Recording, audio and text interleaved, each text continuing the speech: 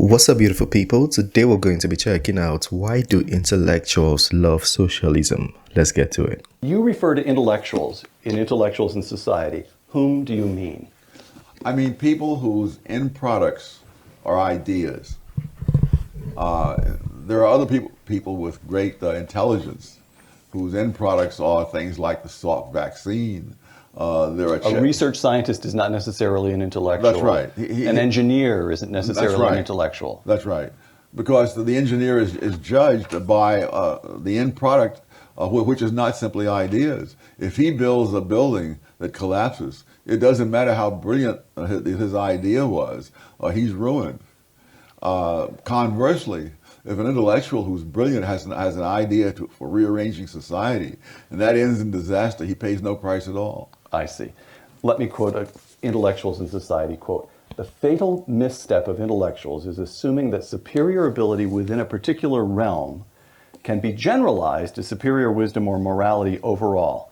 Chess grandmasters, musical prodigies, and others who are as remarkable within their respective specialties as intellectuals within theirs seldom make that mistake." Explain that. I think that's true. Well, let's take an example. Noam Chomsky, whom you write about in Intellectuals in Society, whose work in linguistics, in the first place, I can't understand it, but as best I can tell, everyone who understands his technical work within the field, within his discipline of linguistics, considers him one of the great figures of the 20th century. And his work in politics? Absurdity. The same could be said of Bertrand Russell and his landmark works on mathematics and other people in other fields, but they step outside their field. And when you step outside your level of specialty, sometimes that's like stepping off a cliff. And why is it that intellectuals, that is to say people whose end product is ideas, should succumb to that temptation more than, to use your example, a chess grandmaster? Because a chess grandmaster can be world famous for doing absolutely nothing more than winning chess tournaments and making displays, as many of them do, of playing 5 chess games simultaneously while blindfolded. So Bobby Fischer had no need to opine on the politics of the day because he was getting rich and famous and making a brilliant career for himself within his narrow profession. That's right. That's right.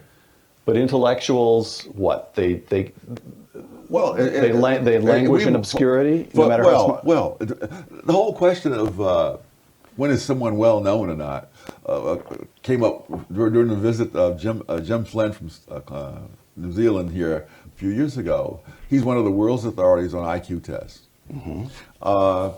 People, in India know about Jim Flynn. People in England, he made a world tour. But I doubt if the people in the next block from where he lives know who he is. I see. All right.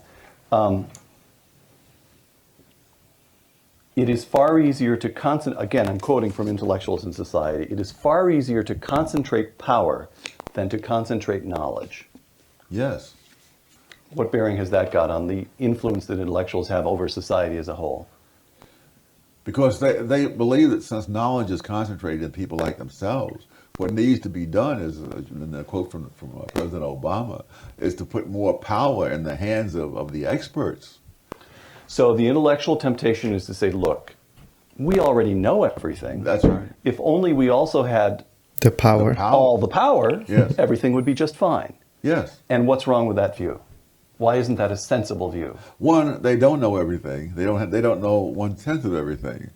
In fact, I've argued that they probably don't know 1% of the consequential knowledge in a society. Consequential knowledge is a concept that runs through this book. Explain that concept. Another effect, before he explains, another effect is when somebody focuses so much attention in learning one thing, he becomes a professional in that field. So having to address anything even closely related could be problematic because he's focused all his attention, energy, knowledge, power in one field.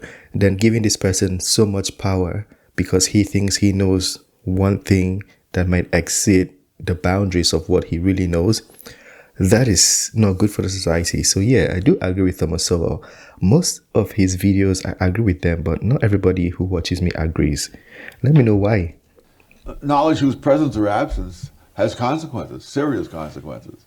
I mean, I was once in a plane that was coming down for a landing in the Ithaca airport, and suddenly the pilot gunned the motor and went up again because someone in the control tower had reminded him that he hadn't lowered his landing gear. So that was consequential knowledge. right? Yes, yes. I'm just delighted that that person had his eyes open and his mind on his work.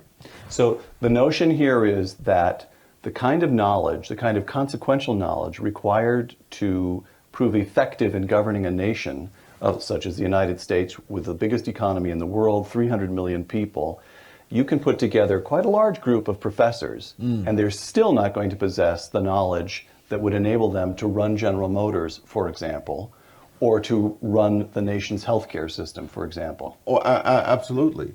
In fact, one of the things that has happened all around the world in the 20th century was that all sorts of countries have tried central planning.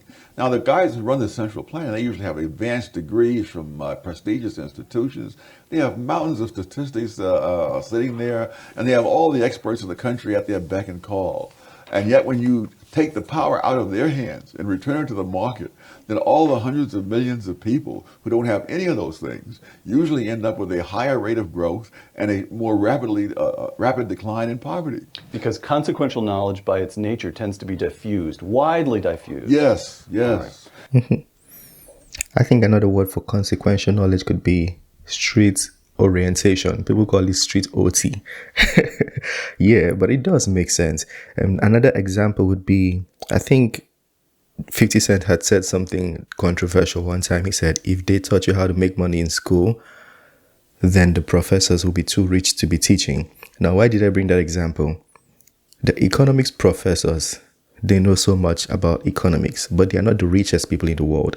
As a matter of fact, some of the professors and lecturers are doing poorly financially, even though they might know so much theory of enriching a society.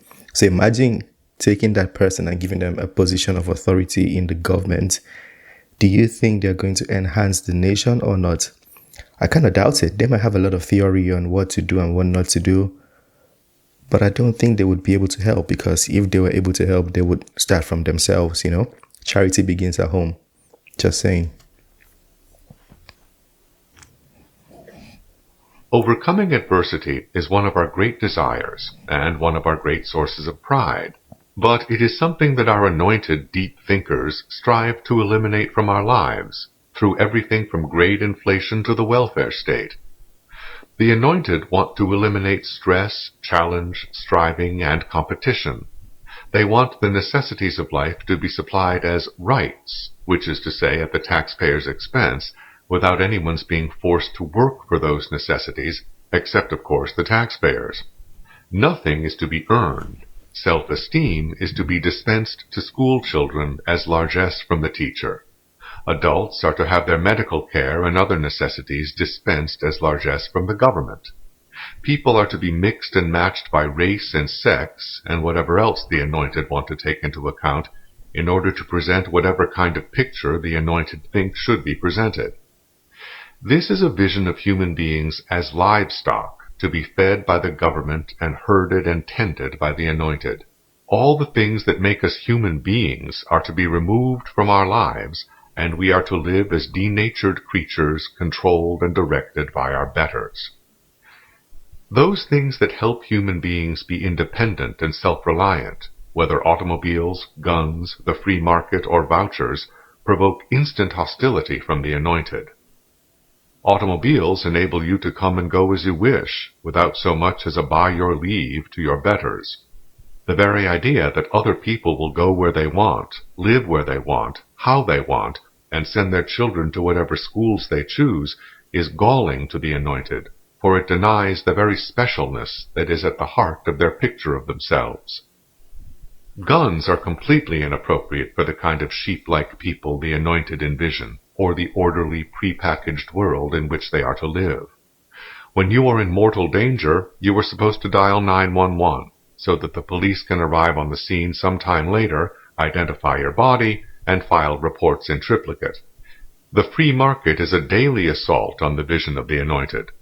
Just think of all those millions of people out there buying whatever they want, whenever they want, whether or not the anointed think it is good for them. Think of those people earning whatever incomes they happen to get from producing goods or services for other people at prices resulting from supply and demand, with the anointed cut out of the loop entirely and standing on the sidelines in helpless frustration, unable to impose their particular vision of social justice. The welfare state is not really about the welfare of the masses. It is about the egos of the elites. One of the most dangerous things about the welfare state is that it breaks the connection between what people have produced and what they consume, at least in many people's minds. For the society as a whole, that connection remains as fixed as ever, but the welfare state makes it possible for individuals to think of money or goods as just arbitrary dispensations. Thus, those who have less can feel a grievance against society and are less inhibited about stealing or vandalizing, and the very concept of gratitude or obligation disappears, even the obligation of common decency out of respect for other people. The next time you see a bum leaving drug needles in a park where children play or urinating in the street, you are seeing your tax dollars at work and the end result of the vision of the anointed. That's an intense way to say it. So basically, you're part of the problem. That's what Thomas Sowell just told us. We are all part of the problem now because people are complaining about fentanyl and this one and that one drug getting into the America. Well, Thomas Sowell said, next time you see that, it's your tax dollar at work, which means you're indirectly responsible as well. Anyways, that was a very good and very insightful video. One thing I like about Thomas Sowell, even though some people might not always agree what he says, some people find what he says very controversial. As a matter of fact, people that have his, should I say, line of thoughts are considered controversial. People like Candace Owens, I reference him a lot. I think Ben Shapiro also references him once in a while. Those people, a lot of people think they're very controversial. But I kind of do agree. I don't know if I fall in line with that train of thought, but I do agree most of the things that comes out from this train of thought. The welfare system they just spoke about, I know the concept might have been to enhance, but the effect of the backwards law has affected this one. So instead of enhancing, it might be diminishing. I'm not going to go into the welfare system, but if you want to learn about that, Thomas Sowell has lots of videos on that. Candace Owens also speaks a lot about that. As a matter of fact, the first time I heard about Candace Owens and her criticism was on welfare. Yeah, it's a subject that's very sensitive to a lot of people. Well, let me know what you think about that one. Smash the like button, subscribe, and I'll see you on the next one. Peace.